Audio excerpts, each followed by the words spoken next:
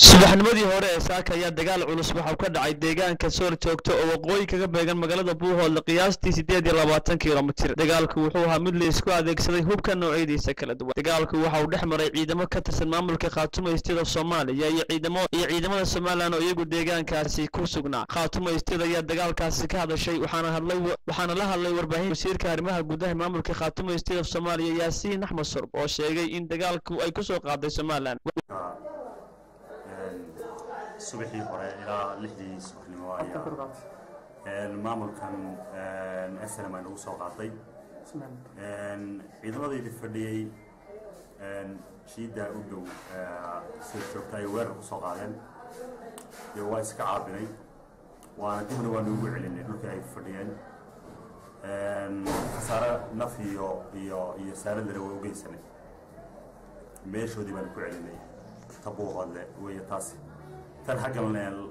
lascaanood saaka waxay saaso kale waxay wararka madaxa banaan sheegayaan markaan la hadlay mas'uuliyiintii Khaatumo jiida joogtay in sidoo kale ay laba meelood weerar ku soo qaadeen labadii meelood ay ku guuldareysteen la jabiyay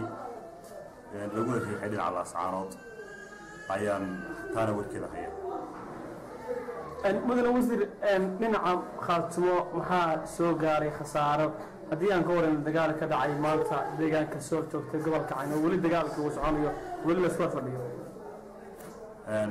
sida aan wararkan soo gaaray ama anigu yaa soo gaaray sooyadii aan tagay baan ugu jiidaan tagay saddex nin baa dhaawac saddex nin aadi bay u saareeyeen dhaawac صدقاً والي بسيطة كل يوم أهان ولين لبا هيو لكن لبا هالك المكان أو عادي سهلا. المشروع إذا يمكن كان يقولون هاي هل من أولي بس عادي تنباها مرة ويتو هيا أنا لا يمكن هاي أنا يلفتي دوان في دوان تجيبوان سواء كي مكان مرشري لوح أمر المشروع من أول وقرا كل عين هذه العخاتمو. حقول محاذيك نوع يعني أما خسارة محن حق السنة مامك سنة مامك waxaan u gaarsiinay kulli anigu dhimashada intaan u arkay dhawr 10 baahay qiyaastii inta ku qiyaasay 12 baahay oo yaalay jiidan saamadeedo ayaan ku arkay waa intaan arkay anigu kaliya laakiin dhaawac waa la sheegay dhimashada inay maartay badnayd waynu sir maxaa la sulan karaa xal oo dagaaladan hadda ka soo cusboonaaday gobolada Sool Sanaag iyo Cayn ee Khaatumo maxaa xal loo sulan dagaalada ku istaagi karaan oo xal uga gaartaa haddii ay ka kacaan dagaalka Khaatumo deegaanada Khaatumo ee fadhiyaan ay ka mid tahay caasimadda Khaatumo ee Lascaanood iyo deegaanada ay ka fadhiyaan dhinacan gobolka Cayn hadday ka kacaan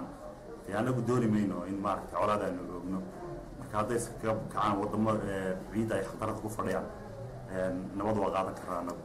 wadamayntiina maaha markii ugu horeysay ee dagaal uu ciidamada Soomaaliland iyo ciidamada maamulka Khaatumo State Soomaaliya ku dhex maray deegaanka Sool joogtay gobolka Cayn waxaana dagaalkan maanta ka dhacay magaalada Lascaanood ee xarunta gobolka Sool iyo ilaa deegaanka Kalabeyd oo ku dhex maray ciidamada Khaatumo State Soomaaliya iyo ciidamada maamulka Soomaaliland mana jiraan ilaa imika waxa beenaya khasaaraha rasmiga ee dagaaladaasi ka dhashay Cali Cusmaan Intibaaro Dhagjar